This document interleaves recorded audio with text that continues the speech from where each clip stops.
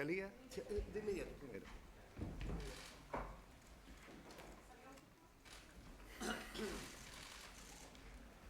Muchas gracias a ustedes.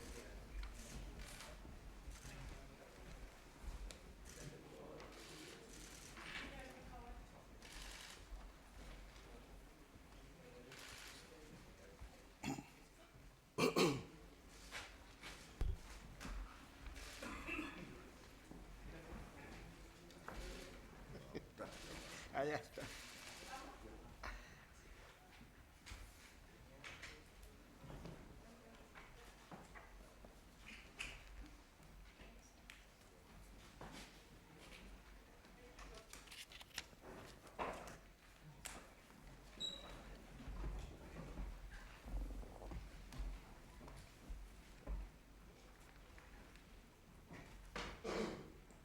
Muy buenos días, señores abogados y público en general. Vamos a conocer de los recursos de nulidad interpuestos y que en esta Corte Suprema tienen el rol 15.163-18 y que dice en relación con un proceso criminal incoado en el Tribunal de Juicio Oral en lo Penal de Temuco, cuyo RUC es el 130070-1735-3 y su RIT es 0-150-2017, caratulado Intendencia Regional de Temuco contra Luis Sergio Tralcal Quidel, José Sergio Tralcal Coch y José Manuel Peralino Wing, por el delito de envío de explosivos, homicidio, lesiones y secuestros terroristas. Artículo segundo, número 1, Ley 18.314. Para esta audiencia se ha designado ministro de Fe al relator de esta Corte Suprema, don Fernando Valderrama. Comenzamos entonces con el recurso, sí, el recurso de nulidad incoado por 3 de las partes, y quien inicia ha ofrecido prueba. Sí, señoría. Buenos días, Señoría excelentísima. Solicitamos, vamos a rendir la prueba para aprobar la causal principal en primer término, solicitándose reproduzca la pista de la declaración de don Guillermo Vilches, donde el señor Vilches relata la diligencia realizada con motivo de la primera declaración de José Peralino, de fecha 8 de noviembre del 2013, pista de audio individualizada como 130070-1735-3-934-180314-00-08, testigo Guillermo Vilches. Continuación, declaración desde el minuto 13:33 al minuto 14:56. Líneas investigativas que se manejaban en la causa. ¿Cuál fue el paso siguiente que se realizó en esta línea investigativa?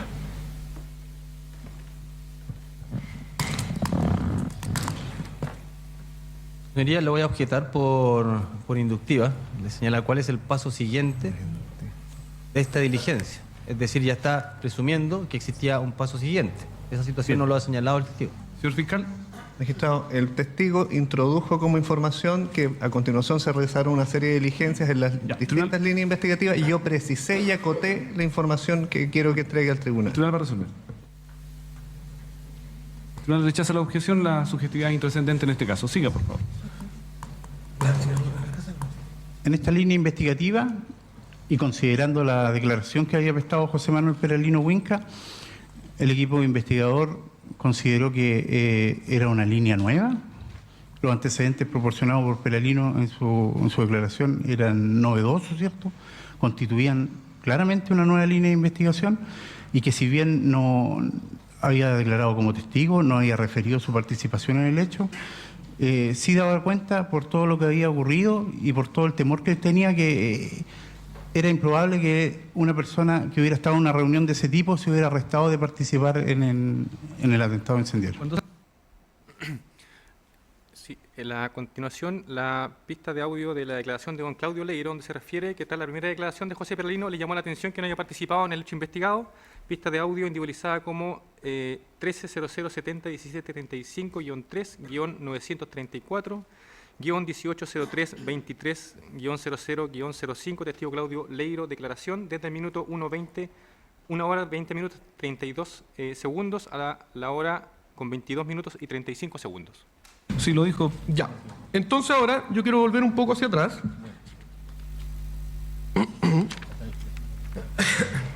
Ustedes, cuando ya había pasado la primera declaración, antes de la segunda,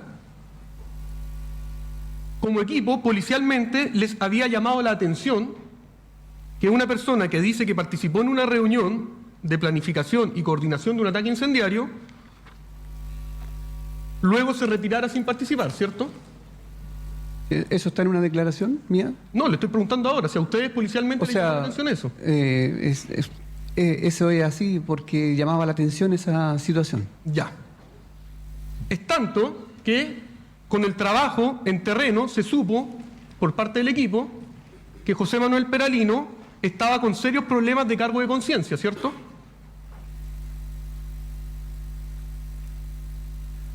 Eso, bueno, de hecho él lo ratifica cuando tuvimos ese encuentro casual, que él estaba no quería que nadie supiera, que tenía problemas, todavía estaba temeroso. Ya, pero ustedes del trabajo en terreno, en estas entrevistas que no quedan registro con otras personas, ustedes habían tomado conocimiento de que José Manuel Peralino no solo había participado en la reunión, sino que también en el atentado, ¿cierto?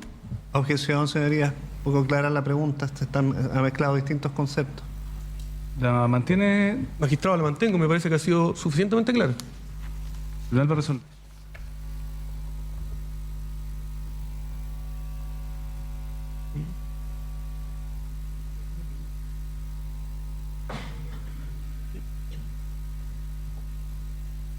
Bien, por mayoría se rechaza la objeción. Conteste, por favor. Mire, y disculpe, pero va a contestar, mejor que conteste, pero vamos a un receso para sanitario y lamentablemente lo voy a tener que cortar en su interrogatorio. Pero conteste. Aprovecho a ordenar ideas. Sí. Bien. Sí. Vamos a hacer ahora un receso para sanitario, por favor. Para continuar, su señoría, excelentísima, entonces, para aprobar ahora la causal subsidiaria con el número 2 romano, solicitamos reproducir la prueba asignada con el número 2, vamos a renunciar a la prueba asignada con el número 1 y solamente vamos a ofrecer entonces la pista números 2 y 3. Respecto de la número 2, es la pista... Perdón, señor abogado, ¿qué pasa con la prueba 1? No la escuché bien. La prueba número 1 que estaba que iba a ser incorporada, la vamos a renunciar. Ah, ya, la palabra renunciar no se la escuché. Ah, perdón, sí, vamos a renunciar a ella y vamos a ingresar únicamente entonces los registros de audio 2 y 3. Además de la prueba documental, para aprobar esta causal, la segunda causal subsidiaria. Primero entonces solicito que se reproduzca entonces la pista de la declaración de don Claudio Leiro, donde señala que reconoce haber conocido un tráfico telefónico del número celular de José Peralino del año 2013. Es la pista de audio 13 00 70 17 35, guión 3, guión 934, guión 180323, guión 00, guión 05, testigo Claudio Leiro, declaración desde el minuto 33:30 al minuto 34:50. ¿Por qué usted, al momento de entregarle la información al perito Rubilar, no incluyó este número de teléfono como de los números asociados a José Peralino si tenían certeza que era utilizado por él el año 2013? No, es que la información no es tan así. Lo que pasa es que el Ministerio Público nos solicitaba que tuviéramos información, ¿cierto?, de los números telefónicos de las personas y que solicitáramos y viéramos que pudiéramos geolocalizarlo en horas anteriores, coetáneas o posteriores.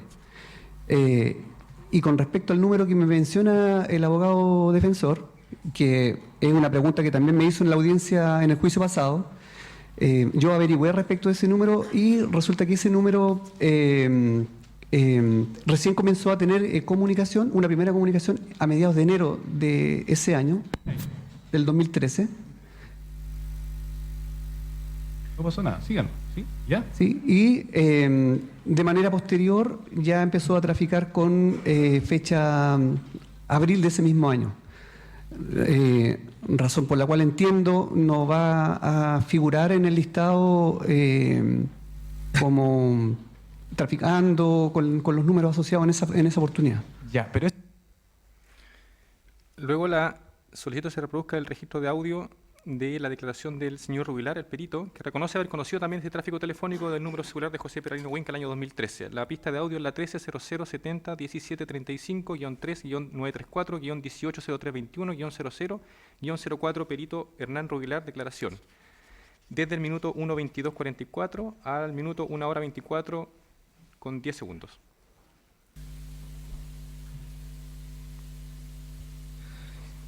Y nos señaló que ese número de teléfono usted lo habría conocido y recopilado a partir de esta intervención que había tenido en una causa distinta. Sí, eso lo dijo, sí. Ya. Ese número es el 85349925, ¿verdad?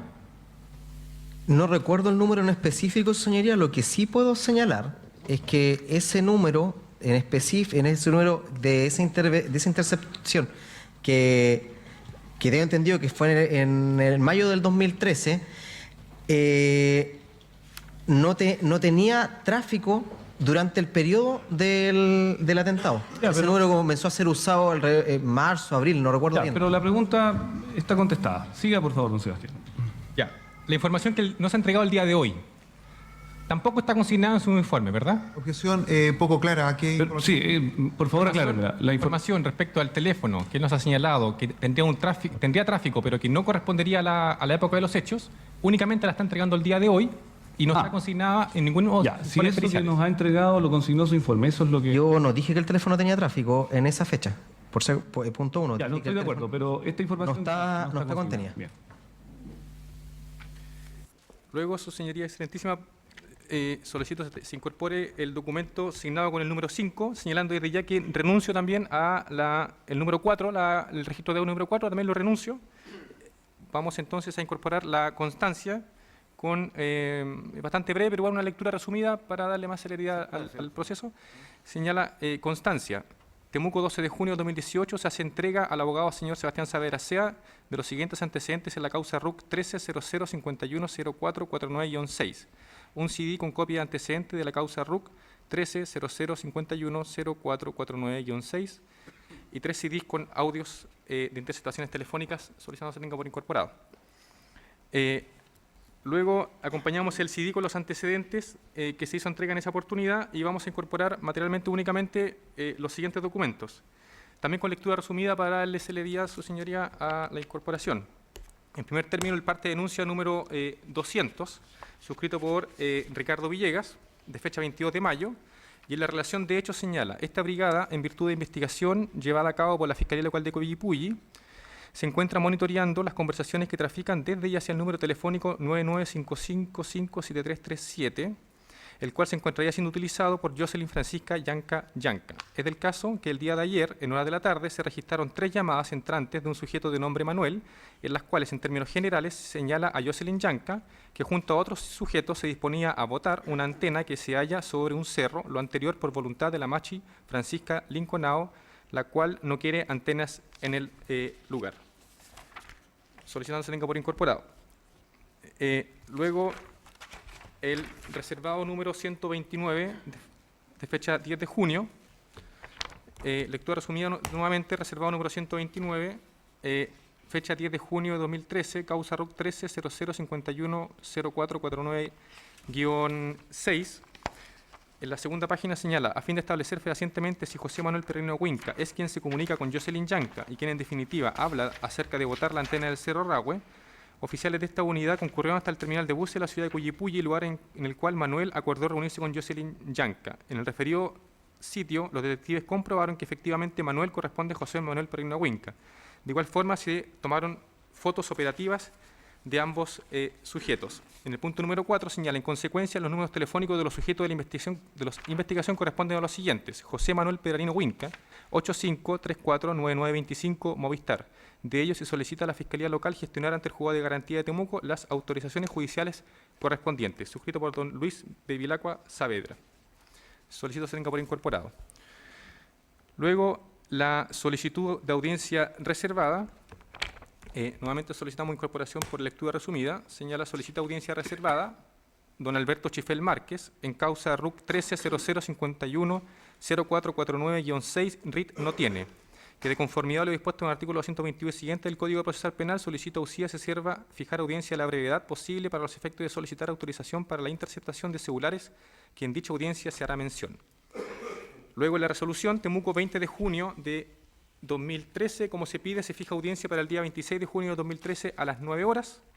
Y finalmente una minuta redactada por el colega Chifel, donde señala minuta, fecha 26 de junio del 2013. Estimado colega, solicitará al Tribunal de conformidad a lo dispuesto en el artículo 122 la interceptación de los siguientes celulares.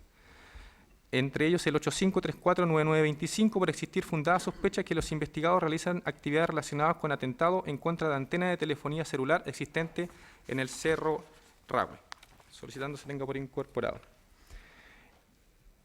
Luego la acta de audiencia, autorización de diligencias, Temuco 26 de junio, magistrado Alfredo Cox Castro, y la lectura señala autoriza diligencias.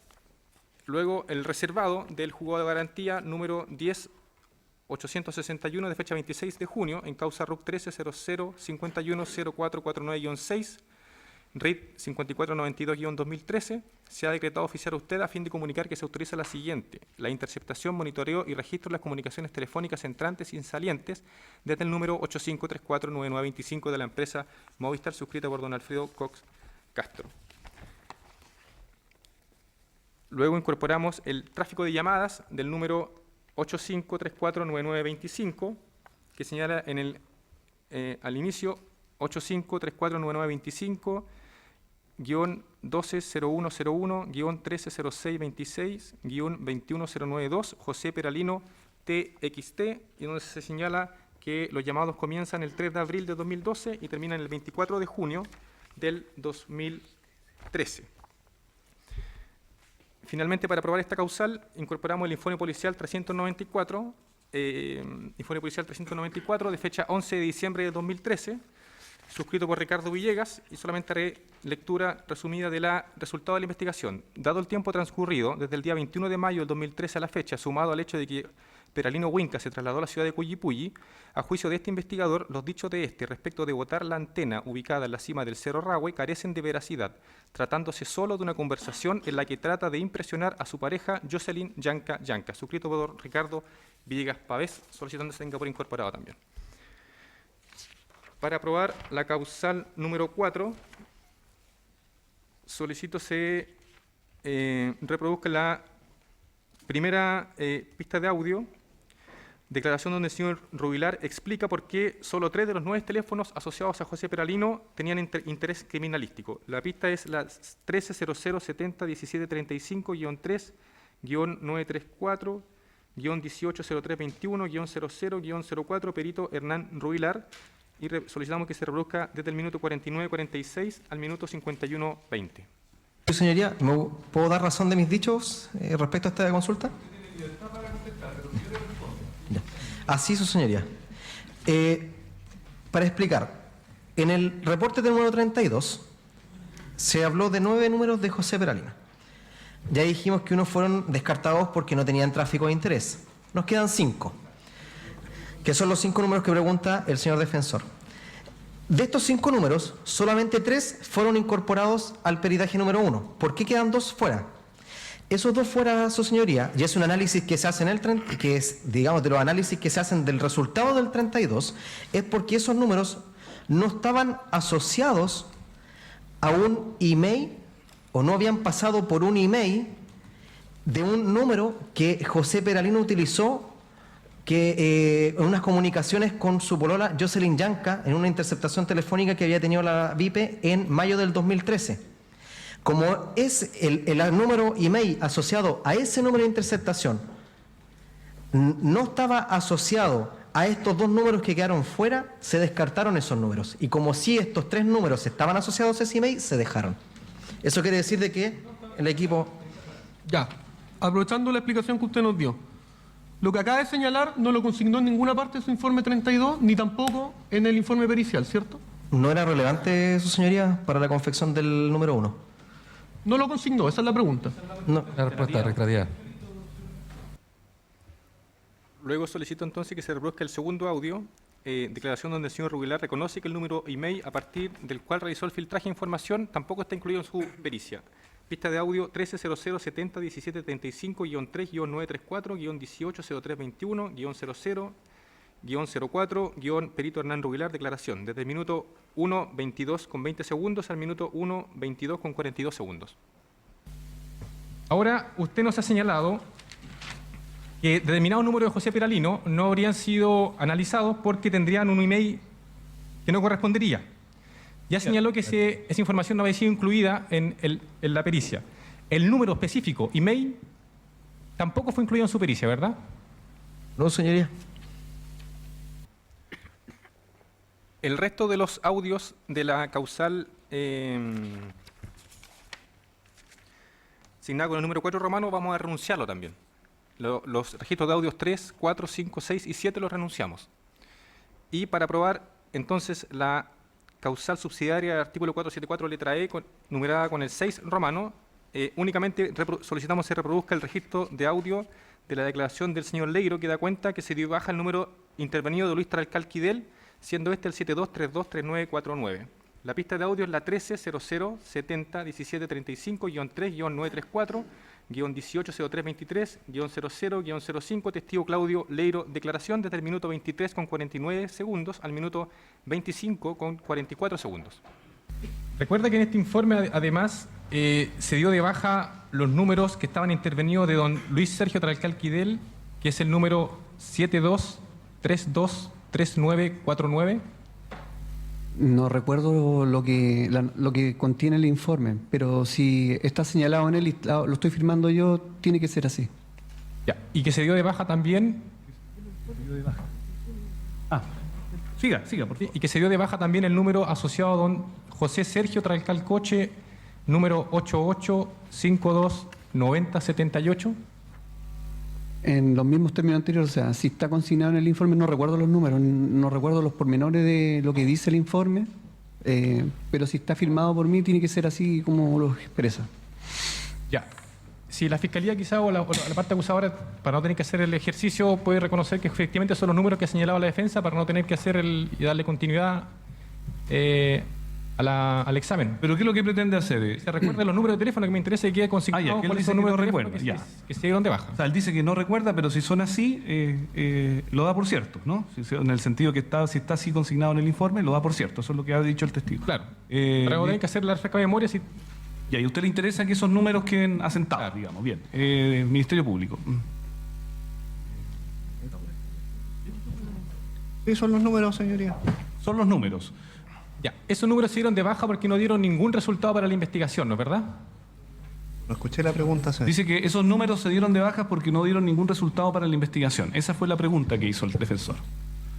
Y no recuerdo el contenido del documento, o sea, pero si está así, si se dieron de baja y así lo señala el... No, pero a ver, lo que pasa es que al margen de lo que pueda hacer el informe, le está haciendo la pregunta al defensor. Bueno, sí.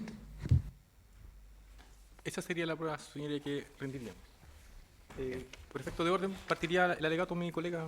Su señoría, excelentísima. ¿Alguna observación de parte del Ministerio Público? De las, Sí, su señoría, quisiera ver la prueba documental y hacer dos observaciones sobre la prueba producida. Su señoría, excelentísima, previamente esta parte tiene una prueba diferente a la ya expresada. ¿La agregamos juntos? Sí, bueno, hacer presente que los escritos son iguales, por lo tanto, la misma prueba que presenta mi colega también es la misma que acabo de reproducir, además de la que va a agregar. Claro. Sí.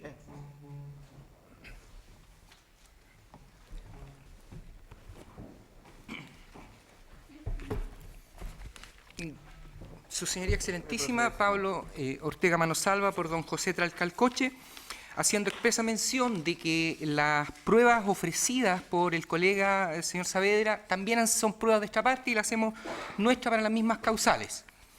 Y refiriéndonos hay una prueba independiente que dice relación con la causal número 7 de esta parte, que corresponde a un documental consistente en un oficio de Movistar número 1499-2016. Solicito lectura resumida para los efectos de mayor celeridad. Puede proceder, señor.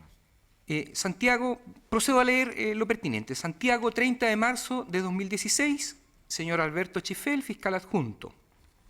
Referencia a correo de fecha 18 de marzo de 2016, causa RUC 1300701735-3.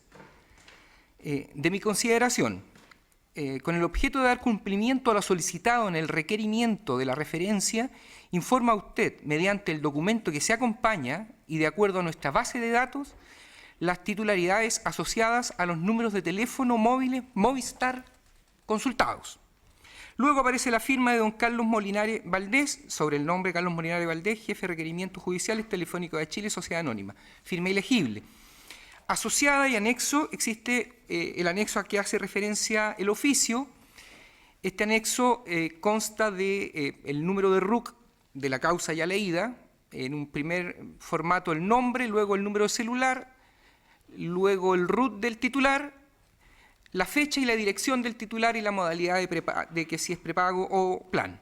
Al respecto me interesa leer, su señoría excelentísima, solo respecto de este anexo, en la primera hoja, el acápite referido a, en el acápite nombre, José Callao Peralino, y número de celular 985327661, asociado a este nombre bajo el RUT 10.969.496-7. Siendo esa la prueba particular de esta parte, además de la ya leída por el colega que me antecedió. Muchas gracias. ¿También requiere de los documentos? No, de ese no, su señoría. ¿Observaciones, señor? Su señoría excelentísima, dos observaciones a la prueba producida. Primero, en relación a las declaraciones de los testigos don Claudio Leiro y don Guillermo Vilches. Don Claudio Leiro declaró por más de 6 horas en el juicio oral y don Guillermo Vilches declaró por más de 12 horas en el juicio oral. De modo que lo que se ha presentado es un extracto muy breve que no representa la totalidad y el contenido de la investigación. En segundo lugar, en relación a la prueba documental del número 5, quiero dejar claro que esa prueba corresponde a una causa distinta, con un RUC distinto a la causa que motiva este alegato y este recurso. Y en esa causa donde existen estas diligencias de investigación, de determinación de la identidad de José Manuel Peralino Winca y de las interceptaciones telefónicas que se le hacen a él, como dije, es una causa diferente, y los tráficos telefónicos que se acompañan, se dijo que eran de 3 de abril de 2012 a 24 de junio de 2013, pero eso no es ininterrumpido.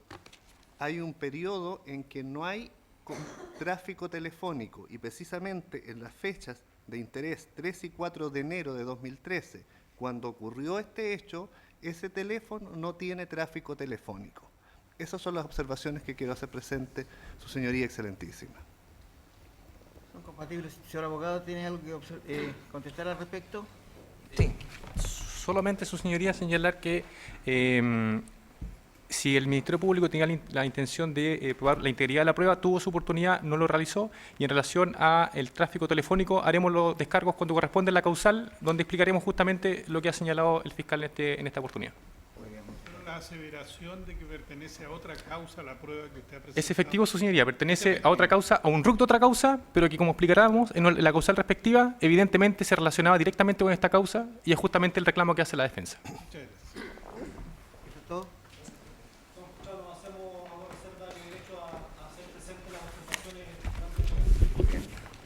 Entonces, se ordena incorporar la prueba ofrecida de registro y de documentos en los términos que se ha planteado en las observaciones. Iniciamos entonces los alegatos y puede hacer uso de su derecho el abogado señor Claudio Fierro. Por el tiempo, por cierto, que se anotó. 50 minutos. Muchas gracias, señor presidente. Con la autorización de este excelentísimo tribunal, la Defensa Penal Pública alega en representación del comunero mapuche José Peralino Winca, solicitando desde ya se sirva acoger el presente recurso de nulidad que fuera deducido en contra del pronunciamiento del Tribunal Oral en lo Penal de Temuco, que con fecha 11 de junio condena a mi representado a la pena de 5 años de presión menor en su grado máximo por los delitos contemplados, ¿cierto?, en el artículo 474 del Código Penal en relación a la ley 18.314. Excelentísimo tribunal, si me permite, muy brevemente, quiero señalar que los reclamos que levanta esta defensa dicen relación, en primer lugar, con la causal del artículo 373, letra A, una segunda misma causal de 373, letra A, ambos causales se denuncia infracción de garantías constitucionales, una tercera causal en subsidio de las primeras que dice relación con la letra F del artículo 374, también del Código Procesal Penal, y por último dos causales también en subsidio, una de la otra también, del artículo 373, letra B, también del Código Procesal Penal. Excelentísimo tribunal, queremos hacer presente que esta parte quiere sostener su argumentación y generar esta construcción argumentativa en base a cada uno de los principios de integridad judicial que ha sentado este excelentísimo tribunal durante muchos años. Una línea jurisprudencial bastante maciza, contundente, y que en definitiva ha señalado que ninguna sentencia condenatoria se podrá sustentar en infracción de garantías constitucionales. Ha dicho este excelentísimo tribunal en diversos pronunciamientos que la verdad no puede ser obtenida a cualquier costo. Lo ha dicho en los pronunciamientos 95-21 del año 2010, 40.572 del año 2016 y, por ejemplo, también el presente año en el pronunciamiento 913. Dicho eso, si me permite, señor presidente, quiero hacer referencia a los hechos muy brevemente. Dice que en la madrugada del día 4 de enero del año 2013, siendo aproximadamente las 1 hora, dice textual, ¿cierto?, la acusación y posteriormente la sentencia que se impugna, un grupo de sujetos entre los que estaba detenido y condenado por estos hechos don Celestino Córdoba, tránsito, los acusados José Manuel Peralino Huinca, Luis Sergio Tralcal Quidel y José Sergio Tralcal Coche, entre otros, irrumpió en la casa habitación ubicada en el denominado Fundo La Granja Lumahue de la localidad de General López, comuna de Vilcún, habitado por el matrimonio compuesto por don Werner Luxinger Lemp y doña Vivian Macay González, de 75 y 69 años respectivamente, quienes en ese momento se encontraban en el interior de su domicilio. Los sujetos en cuestión se dirigieron a ese lugar previamente concertados, provistos de diversos elementos, entre otros armas de fuego de distintos calibres, cuerpos portadores de llama y sustancias acelerantes con el propósito de atacar el mismo e incendiarlo, aún constatando la presencia de sus ocupantes. Una vez en el lugar, una parte de este grupo, entre los que estaba José Manuel Peralino Huinca, se posicionó por un sector del inmueble que da hacia el Fundo Traipo, en tanto que el otro grupo de sujetos, entre los que se encontraba Tralcal Coche y Tralcal Quidel, atacó la propiedad por el sector de la cocina, efectuando diversos disparos con armas de fuego, y ante ello don Werner Luxinger Lemp, víctima de los hechos, repelió el ataque haciendo uso de su arma de fuego, enfrentamiento en el que resultó herido a la altura del tórax el mencionado Celestino Córdoba Tránsito. En este contexto, el grupo de sujetos que se posicionó en la zona de la cocina, ante los que estaba José Tralcal Coche y Luis Tralcal Quidel, roció e incendió el fuego mediante cuerpos portadores de llama, dejando al matrimonio mencionado al interior del inmueble, en el que se consumió en su integridad por la acción del fuego, provocando a ambas víctimas la muerte por carbonización en incendio, según dan cuenta los respectivos protocolos de autopsia. Esos son los hechos, excelentísimo tribunal, por los cuales inicialmente se formaliza, posteriormente se acusa, y en un segundo juicio se condena. Recordemos que hubo un primer juicio donde mi representado fue absuelto. ¿Cómo se configura la primera causal, excelentísimo tribunal? Nosotros hemos detectado que en esta investigación, frente a un hecho de una altísima relevancia jurídica y social, se debió extremar cada una de las medidas para que esta investigación no fuera lo desprolija que ha sido. Y es lo que denuncia esta defensa. Y es por eso que nosotros hemos identificado una serie de normas que han sido desbordadas y, por cierto, haciendo el debido triple control, es decir, de legalidad, de constitucionalidad y de convencionalidad. Y es por eso, excelentísimo tribunal, que respecto a cada una de estas infracciones al Código Procesal Penal, nosotros hemos identificado que se desbordó el artículo 7, 8, 93, letra A, B y G, artículos 84, 91, 180, 181, 227, 228, 194 y 195, todos del Código Procesal Penal. Control de constitucionalidad, se desbordó el artículo 19, número 3, incisos 2, 4 y 6 de la Constitución Política de la República. Y por cierto, excelentísimo tribunal, y como habitualmente lo hace esta defensa pública, y que es recogido este argumento en cada uno de los pronunciamientos de este excelentísimo tribunal, también hubo un desborde del control de convencionalidad en base, ¿cierto?, al desconocimiento de los artículos 8 de la Convención Americana de Derechos Humanos y 14 del Pacto Internacional de Derechos Civiles y Políticos. ¿Cómo se produce este vicio que denuncia la defensa, excelentísimo tribunal? El Ministerio Público, para poder llevar a cabo esta investigación, que como ya sabemos, la enunciación de la prueba que fue incorporada tiene bastantes matices y tiene un núcleo fáctico bastante complejo de poder asimilar, donde se entrecruzan causas con distintos RUC o RIT.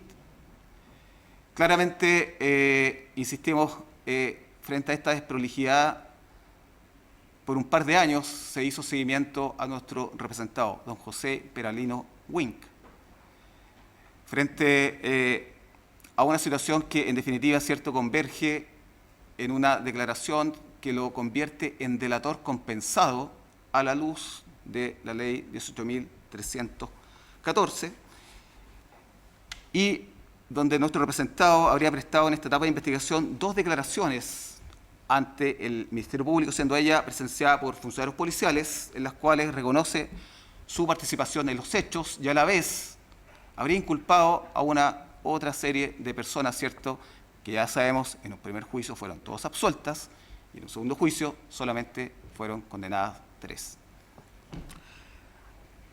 En la primera declaración, donde este señor declara, y aquí llamo la atención a este excelentísimo tribunal, donde ya inmediatamente podrán advertir esta primera infracción, el día 8 de noviembre del año 2013, nos parece que no cabe ninguna duda que el señor Peralino Winca declaró en calidad de testigo. Declaración fiscal presenciada por los funcionarios policiales, señor Ricardo Villegas y Guillermo Silva. Existe una segunda declaración el año 2015, el 23 de octubre, donde él habría declarado posteriormente como imputado, a la que fue presenciada por 2 funcionarios policiales, que escuchamos los audios que fueron incorporados, ¿cierto?, por mis colegas defensores, donde declara el funcionario policial de la Policía de Investigaciones de Chile, don Guillermo Vilches y don Claudio Leiro, quienes prestaron declaración en el juicio oral en calidad de testigos de oídas. El tribunal acuo, por cierto, como consta de la sentencia recurrida, valora positivamente esta prueba que fue incorporada, ¿cierto?, a partir de este auto de apertura, donde previamente en cada una de las etapas procesales pertinentes fue cuestionada, ¿cierta?, esta obtención de prueba, porque ya sabemos, como lo han denunciado todas las defensas, fueron obtenidas con infracción de garantías constitucionales.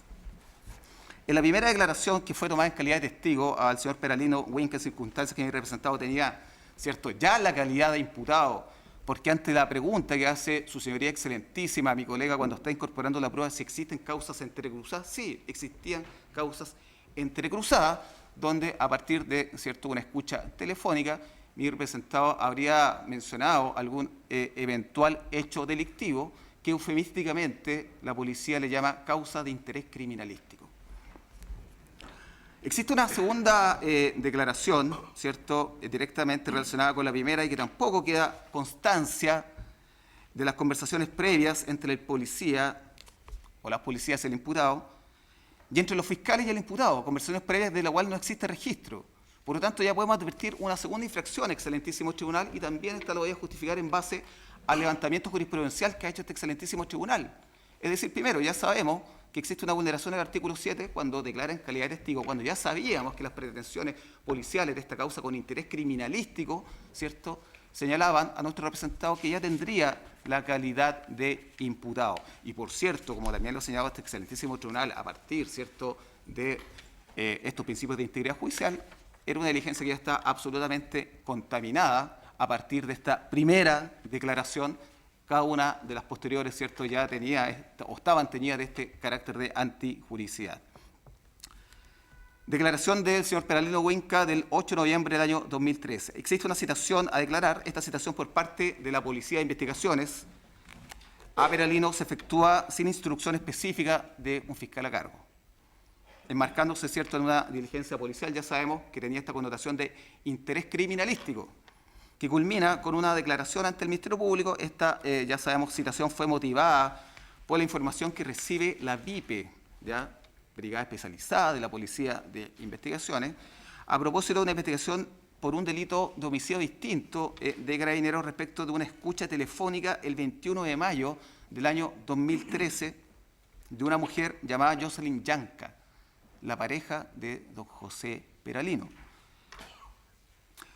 donde habría señalado que existía un plan de ir a botar una antena por orden de la Machi Francisca Linconao, mujer mapuche, ¿cierto?, autoridad dentro del pueblo mapuche, que ya sabemos fue absuelta en ambos juicios. La presencia de Peralino en el cuartel policial el día 8 de noviembre del 2013 y situaciones previas a la formalización, ¿cierto?, de esta declaración. Una vez que llega a nuestro representado la dependencia de la Policía de Investigaciones, los policías Villegas y Vilches se presentan como parte de un equipo investigativo de los hechos acontecidos en el Fundo La Granja Lumahue y otros hechos, como por ejemplo Fundo Santa Rosa, Fundo Santa Isabel, preguntándole si conocía, le preguntan al señor Peralino, a la Machi Francisca Linconao y acerca de una antena que él habría mencionado a partir de esta escucha telefónica. Ante esto, nuestro representado habría respondido que tenía antecedentes y que quería declarar de manera reservada. De esta declaración que presta mi representado no hay registro, excelentísimo tribunal, y esto es aceptado, esta ausencia de registro, que nos parece absolutamente relevante, y es ahí donde nosotros reclamamos esta falta de prolijidad en la investigación, es recogido también valorando negativamente la prueba el Tribunal de Temuco en la página 375 de la sentencia. Declaración al llegar el fiscal del Ministerio Público. Como consta también en la sentencia definitiva, se hace mención al hecho que el 3 de enero del año 2013 concurre a una reunión a la casa de la coacusada, la Machi Francisca Linconao, en la cual se habla de ir a quemar la casa de las víctimas. Se individualizan personas, se fija una hora aproximada de concurrencia a dicho domicilio, de cometer este delito, reunión en la que se encontraba presente don José Peralino Wink, dando cuenta de la existencia de armas, de bidones de acelerantes y transportes para concurrir al lugar de los hechos. Sin embargo, en dicha declaración este manifiesta que se retira del lugar, manifiesta el señor Peralino, sin concurrir al predio de las víctimas, ignorando qué había sucedido, señaló finalmente que tenía miedo y pedía protección. Ya vuelvo sobre este punto, excelentísimo tribunal, pero ¿cuál es la trascendencia de esta primera declaración como fuente de información a través de esta prueba testimonial de oídas para justificar la decisión de condena, cierto, que la recoge el considerando 42º? Ya lo adelantamos. En esta declaración, el señor Peralino no tenía la calidad de testigo, excelentísimo tribunal. Ciertamente tenía la calidad de imputado, de modo que la ausencia del Estatuto de los Derechos del Detenido, consagrado, ¿cierto?, en el artículo 93 del Código Procesal Penal, entre otros, la obligación de los funcionarios policiales de informar el derecho que él tenía a guardar silencio, del derecho que tenía a contar con un abogado defensor, ¿cierto?, defensores públicos que siempre están a disposición del teléfono del Ministerio Público cuando se requiera, ¿cierto?, su presencia en algunas de las diligencias, ¿cierto?, que el Código Procesal así lo estime pertinente. Y por lo tanto también, excelentísimo tribunal, existe esta segunda infracción en torno a la ausencia de registro de todas estas actuaciones desplegadas. Excelentísimo tribunal, en el pronunciamiento 9758 del año 2009, 3849 del año 2012, 28.451 del año 2014, este excelentísimo tribunal fija el estándar a las policías como efecto disuasivo, ¿cierto?, de actuaciones bastante desprolijas que han tenido como consecuencia la nulidad de juicios y sentencias. Ha señalado que la calidad de imputado, ¿cierto?, se adquiere desde las albores de la investigación, según lo establece el artículo 7 del Código Procesal Penal. Tal calidad, dicen cada uno de estos pronunciamientos, está desvinculada si es que la causa ha sido formalizada o se encuentra en carácter de formalizada. Y que tal calidad está determinada por la ley, es decir, el artículo 7 del Código Procesal Penal, y no por los calificativos que le den los agentes de la persecución penal. Por lo tanto, en base, ¿cierto?, a la buena fe policial, ya lo ha dicho este excelentísimo tribunal, no se permite, ¿cierto?, tener por legítima una investigación de carácter penal. Por lo tanto, este calificativo, ya sabemos, ¿cierto?, no lo dan los funcionarios policiales, insisto, a pesar de la buena fe, a pesar de la altísima relevancia jurídica y social que tenga el hecho que se está investigando, sino que lo da la ley. Y en este caso, nuestro representado, ¿cierto?, participa en esto al poder de la investigación a juicio de los funcionarios policiales en calidad de testigos, pero en definitiva lo que sabemos, ¿cierto?, y ya tenemos la consecuencia de esta condena, ¿cierto?, que lo hizo en calidad de imputado. Por lo tanto, entendemos que esta calidad de imputado no desaparece, ya que la ley no reduce, ¿cierto?, esta calidad a una investigación específica. Esto, sin embargo, es validado positivamente por esta sentencia que se impugna en el considerando 23º, ¿ya?, de la sentencia que nosotros estamos impugnando. Por lo tanto, excelentísimo tribunal, nosotros nos parecía que era relevante que el señor Peralino Huinca supiese en ese evento donde se le toma declaración como testigo, por qué se le estaba tomando declaración. Que él fuese advertido, ¿cierto?, que tenía derecho a un abogado o abogada defensor, que tenía derecho, ¿cierto?, a guardar silencio. Pero claramente cada una de esas situaciones no se verificó, y es ahí el punto central, excelentísimo tribunal, donde de ahí hacia adelante toda esta investigación nace viciada. Ahí muere esta investigación, dentro del contexto de los principios de integridad judicial, ¿cierto?, dentro del contexto de este triple control que plantea la defensa de legalidad, de constitucionalidad y de convencionalidad. Y por cierto, esto fue recogido, y a volver a ese punto, por el primer juicio donde el Tribunal Oral en lo Penal de Temuco declara que toda esta prueba está absolutamente viciada, y es por eso, ¿cierto?, que no está en ningún tipo de situación o escenario que le permita emitir un pronunciamiento de carácter condenatorio. El deber de registro, excelentísimo tribunal, la entrevista y consultas previas, le vamos a llamar consultas previas, porque así está establecido en la sentencia. Ustedes podrán decir, eufemísticamente sí, eufemísticamente son entrevistas previas, ¿cierto?, a la declaración fiscal entre funcionarios policiales y nuestro representado, ninguna de las cuales, ¿cierto?, quedó registrada en esta investigación, vulnerándose claramente, nuevamente, el debido proceso, ya en su dimensión del registro que plantea y propone el Código Procesal Penal, pero también dentro de este contexto, ¿cierto?, de el derecho constitucional al debido proceso, y también, excelentísimo tribunal, se cercena el derecho a la defensa, como lo propone también el artículo 8 de la Convención Americana de Derechos Humanos, a controlar la prueba de cargo. Este excelentísimo tribunal, en el pronunciamiento 21.427 del año 2016, señala, muy brevemente, señor presidente, dice, el registro por parte del fiscal no puede ser reemplazado por los registros o dichos de los propios funcionarios policiales. Pronunciamiento 11.584 del año 2017 ha dicho por unanimidad esta excelentísima sala. Si la defensa impugna la existencia de una orden correspondiente que corresponde que el órgano al que le interesa tal registro, ya que se ve supeditada su actuación a su existencia, es decir, el Ministerio Público, proceda a su exhibición o incorporación porque es quien se encuentra en situación de demostrar su existencia e interesado en velar por ella. Exigir lo contrario supone pedir la prueba de un hecho negativo. Lo dice este excelentísimo tribunal, y la defensa permanentemente pidió, ¿cierto?, que se registrara cada una de estas actuaciones, igual al momento de revisar las carpetas de investigación, que por lo demás costó mucho revisarlas, ¿cierto? En definitiva, no encontramos estos registros para poder evaluar, ¿cierto?, y ponderar la prueba de cargo. Es por eso, excelentísimo tribunal, que nosotros frente a cada una de estas situaciones, y sobre todo considerando que estamos frente a la invocación de una ley especial, donde más allá de lo que pueda decir el derecho internacional de los derechos humanos y más allá de lo que pueda decir organizaciones dedicadas, ¿cierto?, al estudio de los estándares internacionales de derechos humanos, como por ejemplo la Organización de Amnistía Internacional, o la misma Escuela de Derecho de la Universidad Diego Portales, donde ha señalado que nuestra ley antiterrorista no supera ningún estándar dentro del contexto del derecho internacional de los derechos humanos, Nos parecía que acá sí había que tener una mirada distinta. Esto no relaja los estándares, excelentísimo tribunal. Y ciertamente los derechos de mi representado fueron absolutamente vulnerados. El derecho a guardar silencio, ¿cierto? El derecho a conocer de manera previa y detallada una acusación que pudiese haber sido formulada, el derecho a contar con un abogado defensor.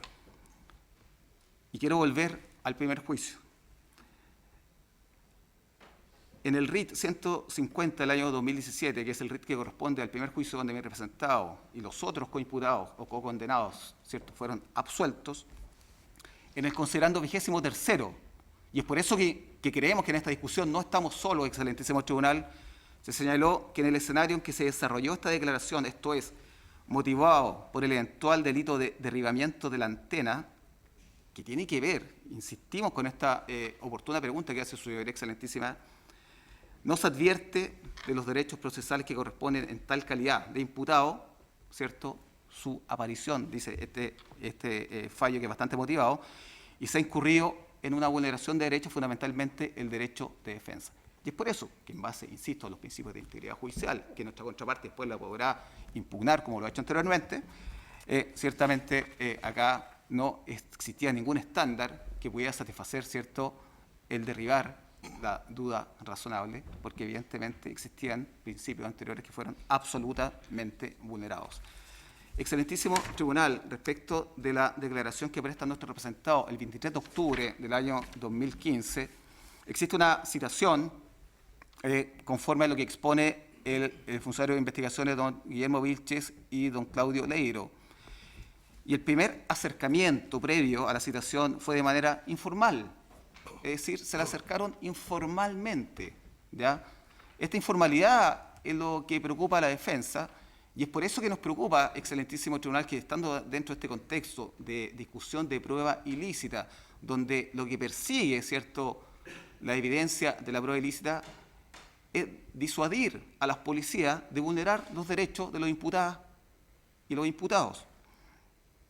Y este acercamiento informal declaran ellos que fue para generar confianza, ¿ya? Esto casi de película, excelentísimo tribunal.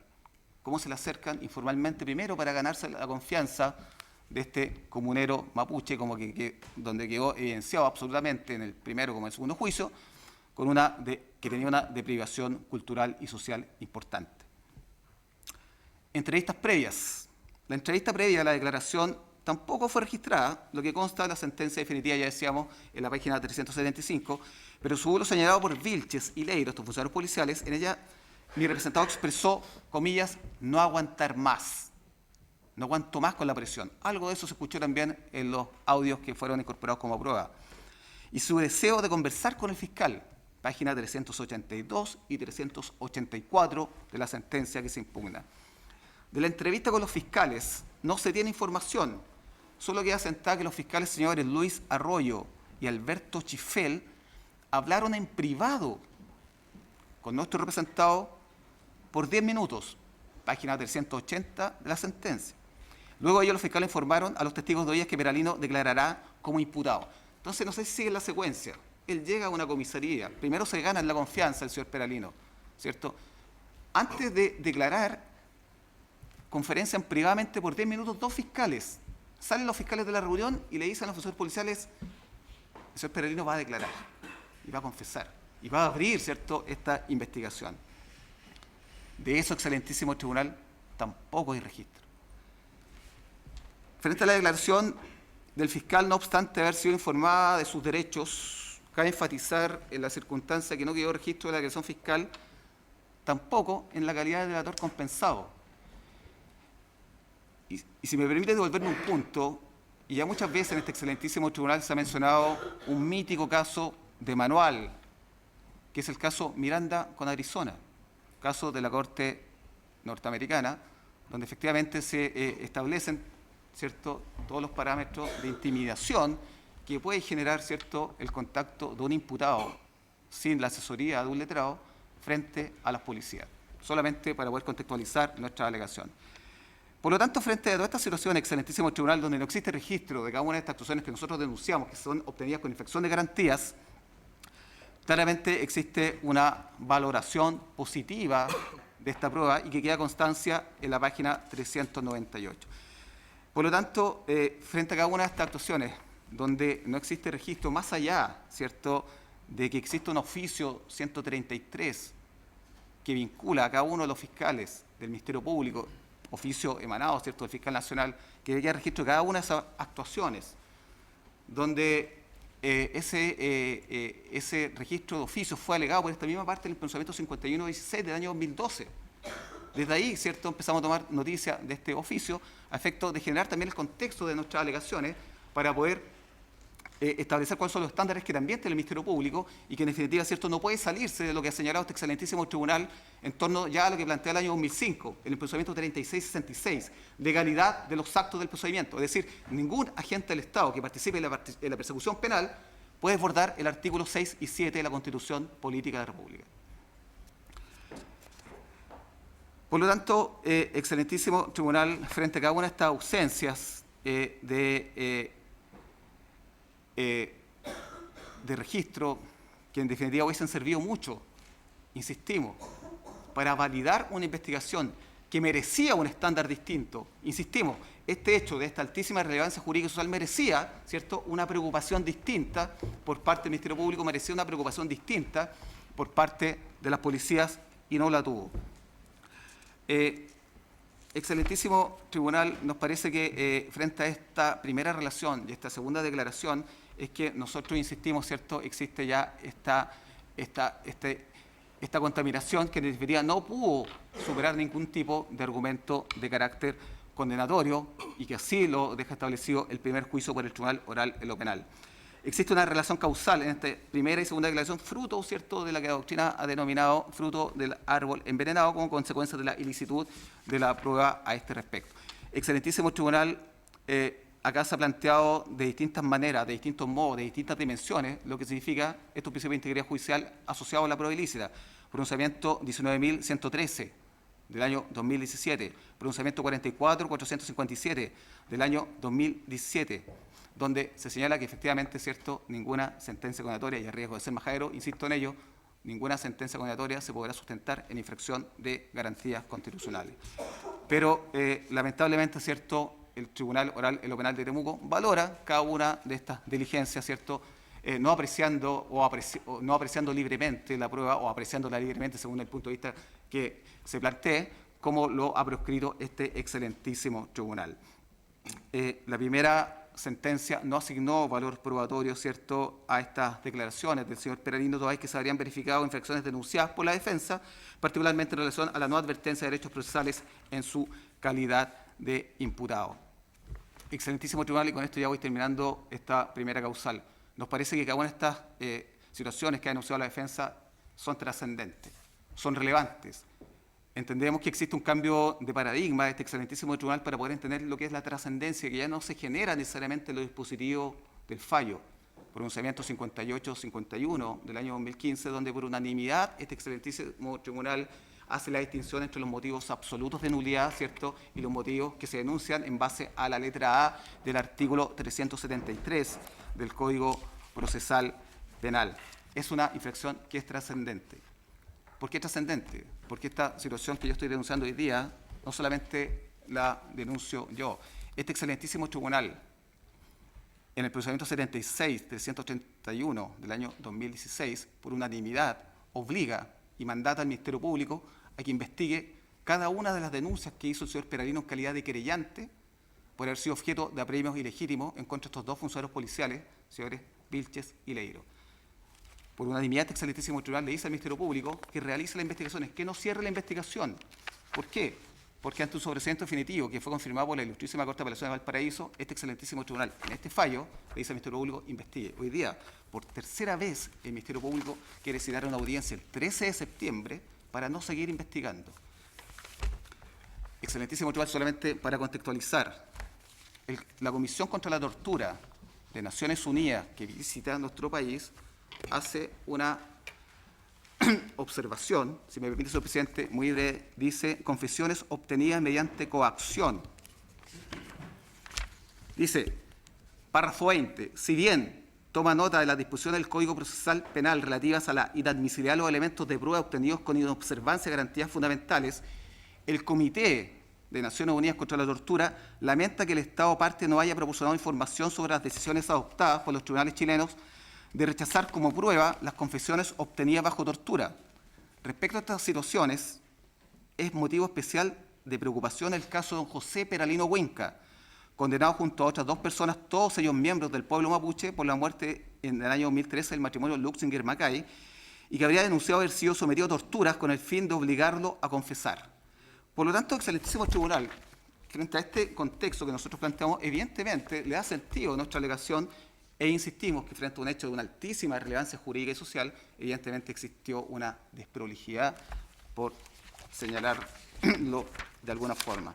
Excelentísimo tribunal, ha sido incorporado como documento el día viernes por parte de la Organización de Derechos Humanos Amnistía Internacional un estudio donde se señala, muy brevemente, si me permite, dice prejuicios injustos, criminalización al pueblo mapuche.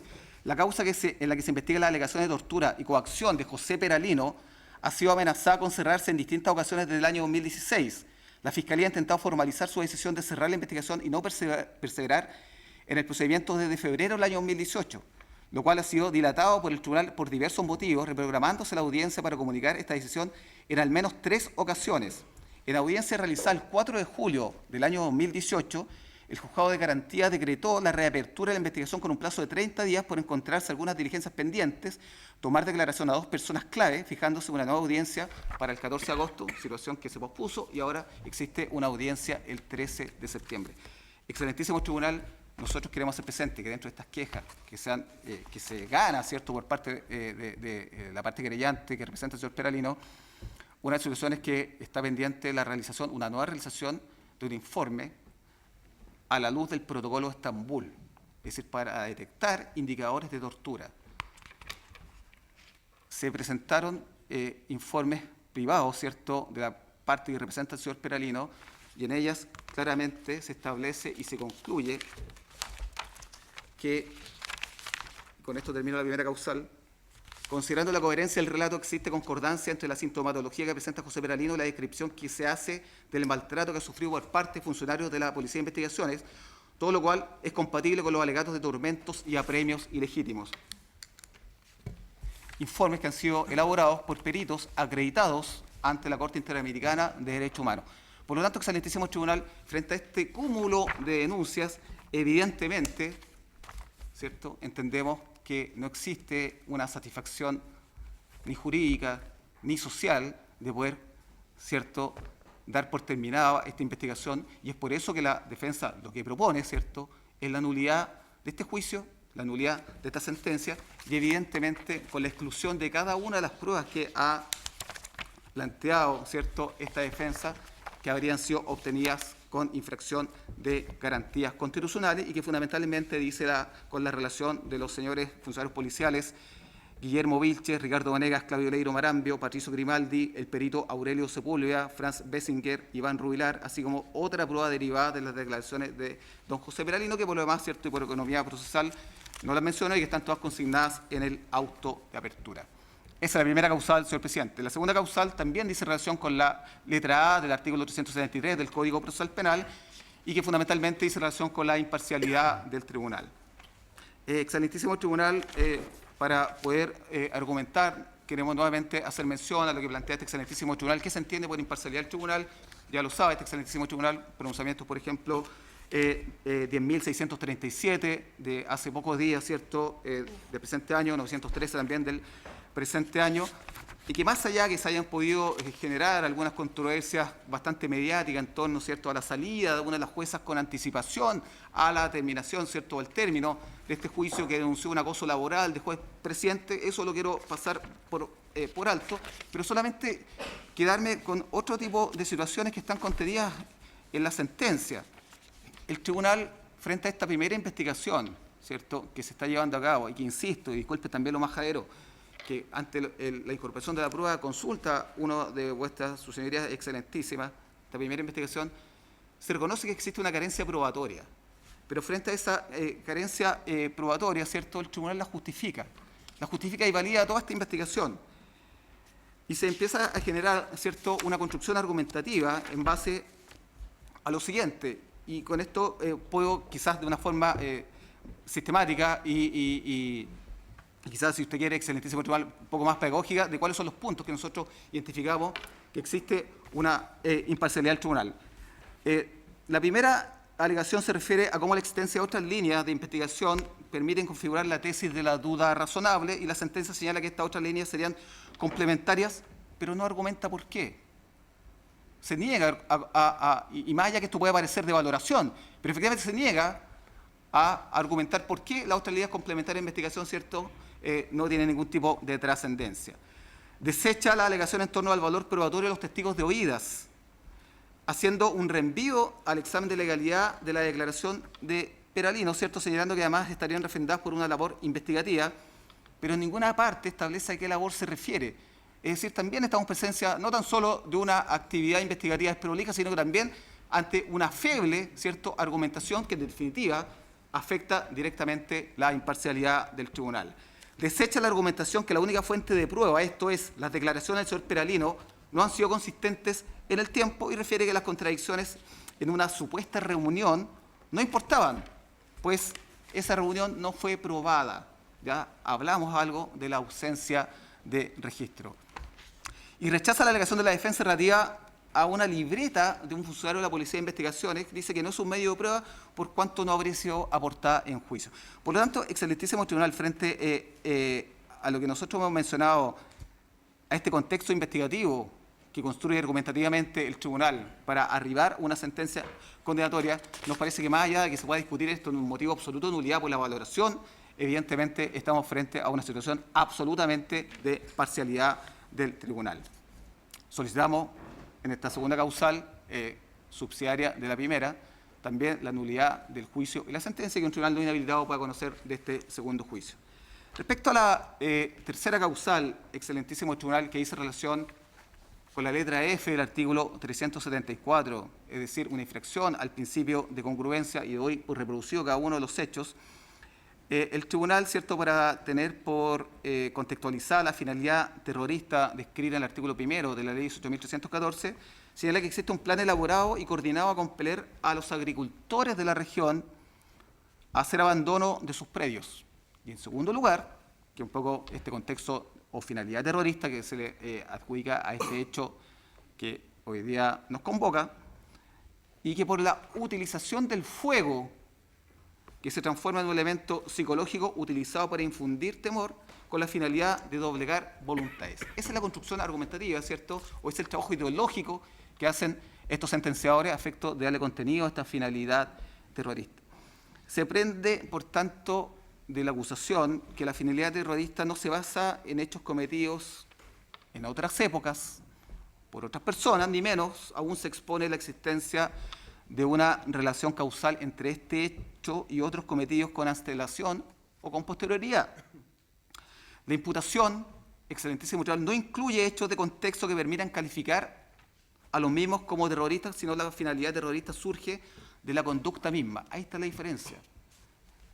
La condena o la sentencia se arrima al contexto social, y ciertamente la acusación del Ministerio Público, ¿cierto?, apunta al hecho mismo, que el hecho por sí mismo sería un acto terrorista. El tribunal no lo entiende tan así, entiende y genera un contexto social, ¿cierto?, para darle alcance al artículo primero de la ley 18.314.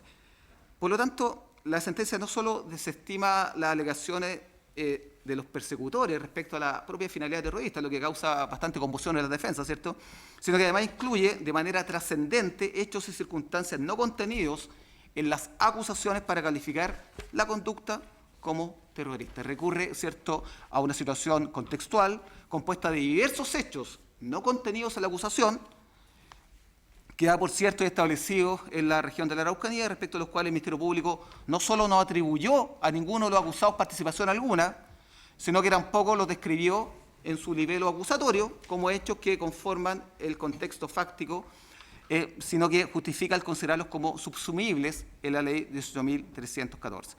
Las acusaciones, como sí lo hace la sentencia que se impugna, no contienen hechos relativos a lo ocurrido el año 1999, ¿cierto?, como si lo hace la sentencia, al año 2008, con la muerte del comunero mapuche Matías Caterileo, ni otro hecho ocurrido en relación a los vecinos del sector. Eso no está en la acusación.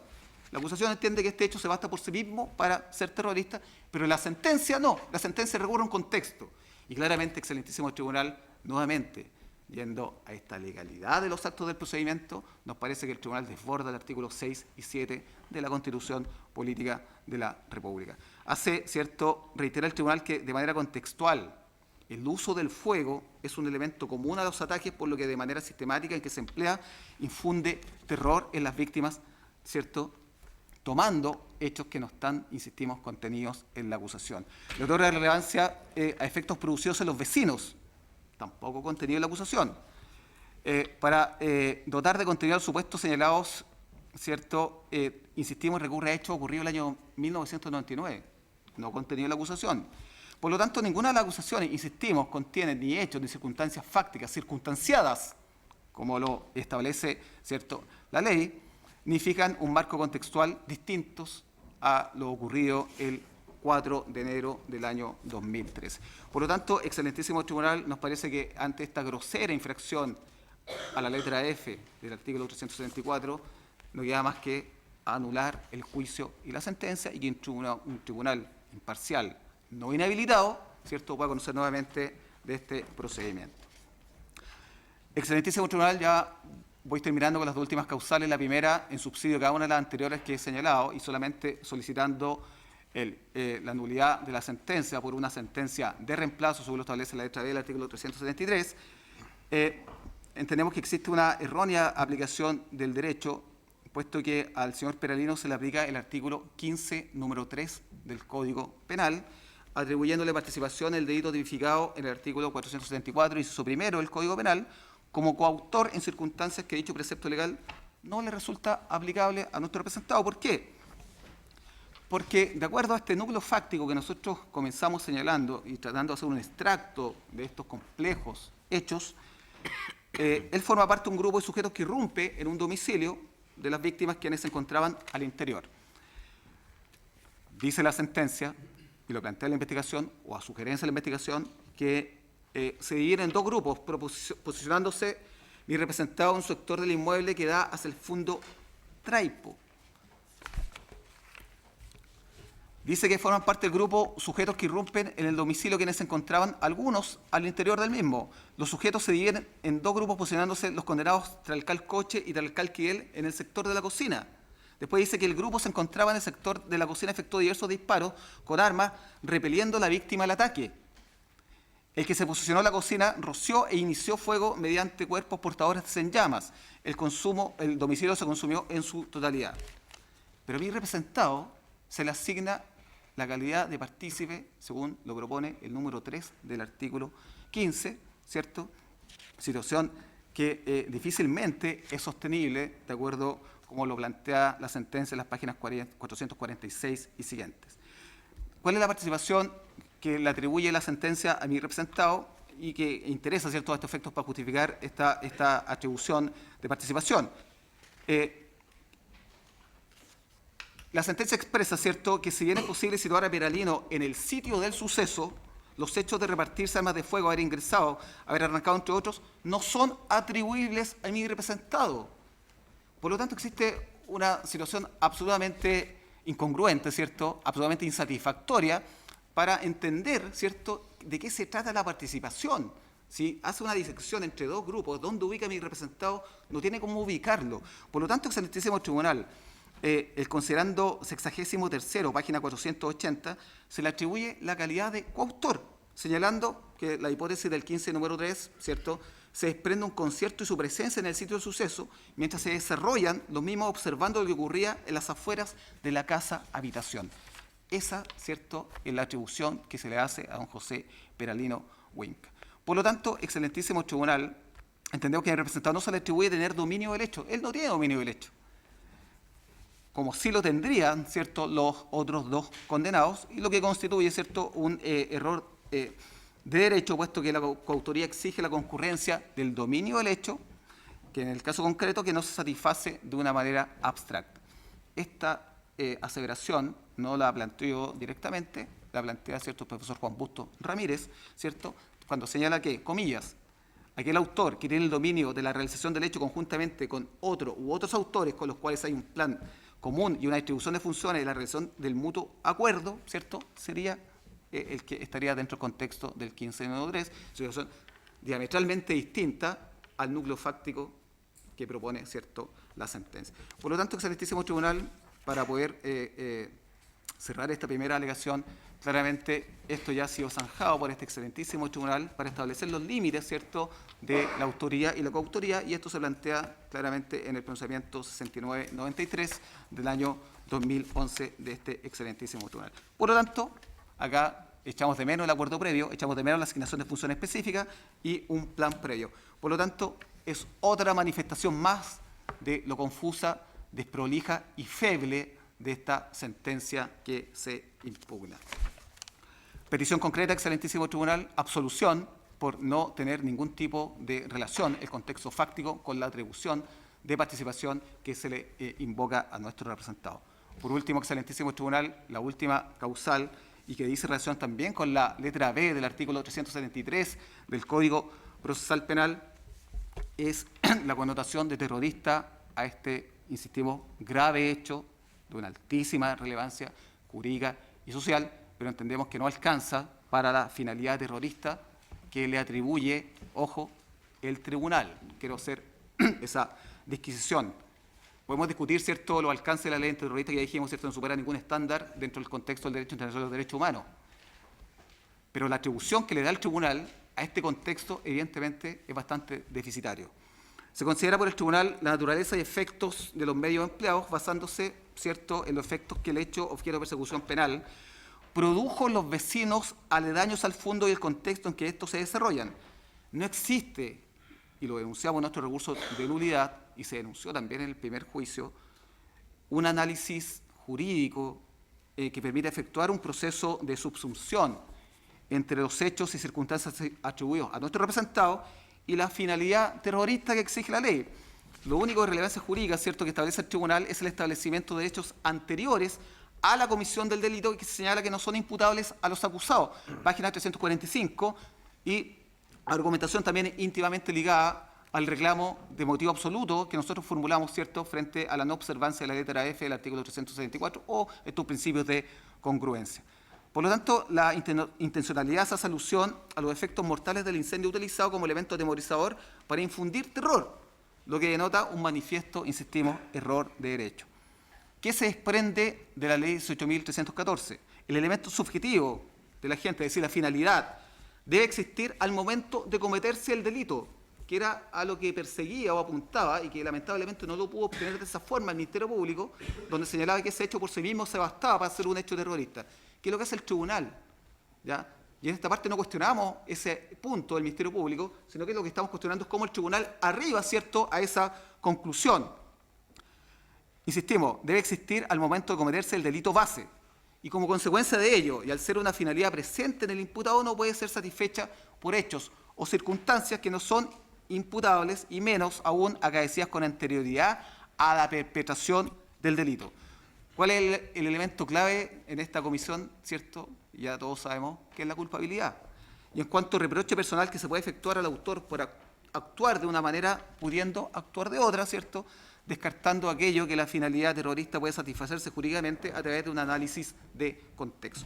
Por lo tanto, estos elementos objetivos nuevamente hacen de esta sentencia que nosotros hemos criticado, en cada uno considerando, una sentencia desprolija, una sentencia deficitaria, una sentencia feble en cada uno de los aspectos que nosotros hemos señalado. Por último, y esto nos parece que es una situación que vale la pena, ¿cierto?, estudiar para los profesores que han profundizado en los temas de terrorismo, cómo esta sentencia, ¿cierto?, apartándose cada uno de los principios internacionales de derechos humanos, apartándose cada uno de los principios que plantean, ¿cierto?, los profesores o la doctrina, hace alusión al fuego. Dice, como medio para infundir terror constituye un análisis, ¿cierto?, donde nosotros entendemos que se vulnera, y lo han dicho todos los profesores, el profesor Cancio Meliá hacia adelante hoy día, la literatura más actualizada, ¿cierto?, donde se vulnera el principio non bis in idem.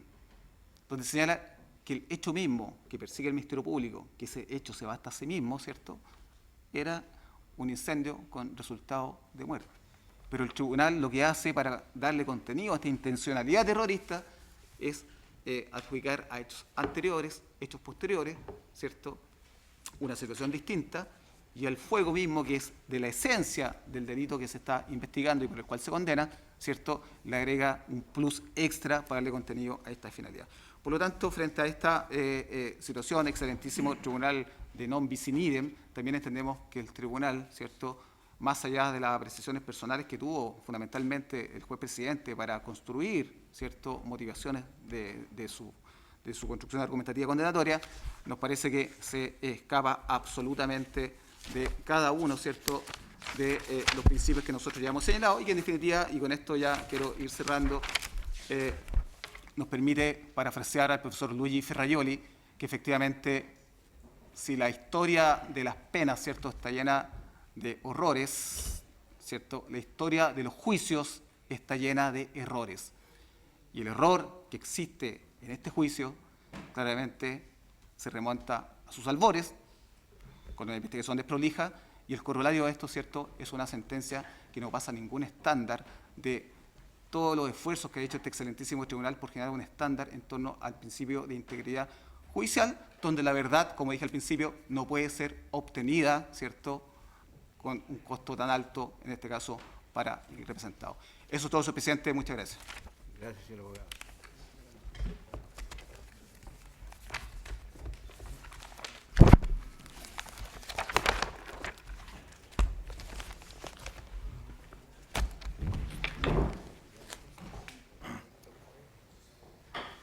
Señores abogados, hace un poco de calor, parece que está el ambiente, vamos a despejarlo un poquitito y como tenemos la convicción absoluta de que tenemos que salir hoy en esta causa, porque hay mucha gente que no es de Santiago, qué sé yo, vamos a suspender por media hora, exactamente media hora, esta audiencia para que podamos despejar la sala y después volvemos con el alegato preparado.